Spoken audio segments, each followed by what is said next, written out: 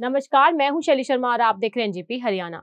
आज एक बार फिर कांग्रेस की टिकटों की चर्चा करते हैं। एक बात हम स्पष्ट कर दें कि कांग्रेस जिताऊ चेहरों को किसी भी तरह के दबाव में नहीं बदलेगी। दिल्ली दरबार के टिकट देने के अपने पैमाने रहेंगे। हाईकमान के पास सर्वे भी होगा और फैक्ट चेक करने के दूसरे उपाय भी। जिताऊ चेहरों पर दाव लगाने के बाद हाईकमान उन सीटों पर समझौता कर सकता है जिन सीटों पर टिकट चाहने वाले मौजूदा चेहरों में से किसी की भी जीत की संभावना नहीं है। इस समय हरियाणा कांग्रेस की सूची में देरी की वजह गुटबाजी है। इसी के कारण पेंच फंसा हुआ है और इसी कारण कई दौर की बैठकों के बाद भी कांग्रेस हरियाणा में अभी तक लोकसभा का एक भी उम्मीदवार घोषित नहीं कर पाई है। हम इसे अपनी देसी भाषा में कांग्रेस की रहट चाल कहेंगे। आप में से अधिकांश ने रहट का नाम सुना होगा। बुजुर्ग पीढ़ी के लोग तो रहट को अच्छे से जानते हैं। रहट 4-5 दशक पहले तक सिंचाई का एक अच्छा साधन रहा है। रहट बाल्टियों की एक ऐसी चैन होती है जिसे बैल या ऊंट के सहारे पानी निकालने के लिए कुएं के मध्य घुमाया जाता था। जिस स्थान से बैल चलता था वह लौटकर उस स्थान पर आ जाता था, क्योंकि घेरे में घूमने के कारण उसके पास कोई दूसरा ठिकाना नहीं था। इसी तरह चैन में चलने वाली बाल्टी भी एक चक्कर पूरा करने के बाद वहीं लौट आती थी।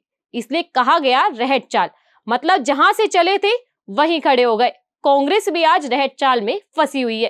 टिकट वितरण में मामला जहां पर अटका था वहीं अटका हुआ है। रोहतक में दीपेंद्र सिंह हुड्डा और सिरसा से कुमारी शैलजा का चुनाव लड़ना लगभग तय है, लेकिन शेष 7 सीटों पर मामला आज भी एसआरके गुट और हुड्डा गुट में उलझा हुआ है। कुरुक्षेत्र सीट से गठबंधन के कारण आम आदमी पार्टी के डॉक्टर सुशील गुप्ता चुनाव लड़ रहे हैं, इसलिए हम यहाँ केवल 9 लोकसभा सीटों की बात कर रहे हैं। 9 में से 2 सीटों पर रोहतक से दीपेंद्र सिंह हुड्डा और सिरसा से कुमारी शैलजा के नाम पर किसी तरह का विवाद ही नहीं है। अंबाला में भी विवाद नहीं है, वहां वरुण मुलाना को टिकट मिलने की संभावना है, लेकिन हाईकमान को वरुण से ताकतवर चेहरे की तलाश करने का सुझाव दिया जा रहा है।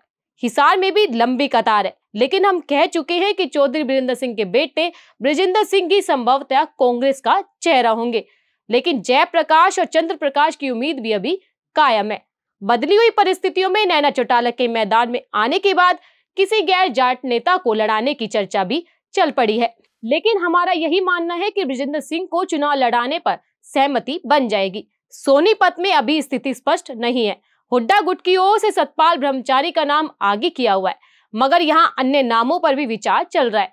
फरीदाबाद में महेंद्र प्रताप के अलावा करण सिंह दलाल को भी गंभीर उम्मीदवार माना जा रहा है।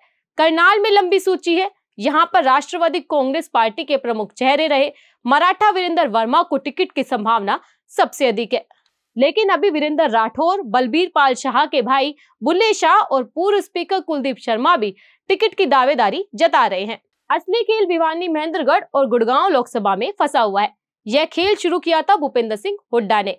हुड्डा ने राव दान सिंह को गुड़गांव लोकसभा क्षेत्र से चुनाव मैदान में उतारने का संकेत देना शुरू किया तो गुड़गांव से स्वाभाविक दावेदार माने जा रहे कैप्टन अजय सिंह यादव के कान खड़े हो गए।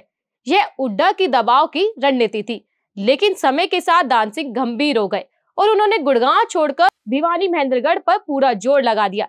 इसमें हुड्डा पूरी मदद कर रहे हैं, लेकिन हमें नहीं लगता कि किरण चौधरी की अनदेखी की जाएगी।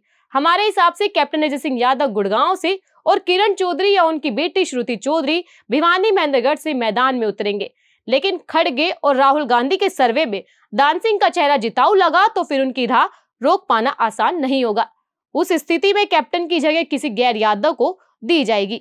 वैसे टिकट वितरण तक अटकलबाजी का यह दौर जारी रहेगा। हम अपनी बात आप तक पहुंचाते रहेंगे। इसी के साथ हमारे चैनल को सब्सक्राइब करें, वीडियो को लाइक करें, कमेंट करें। धन्यवाद।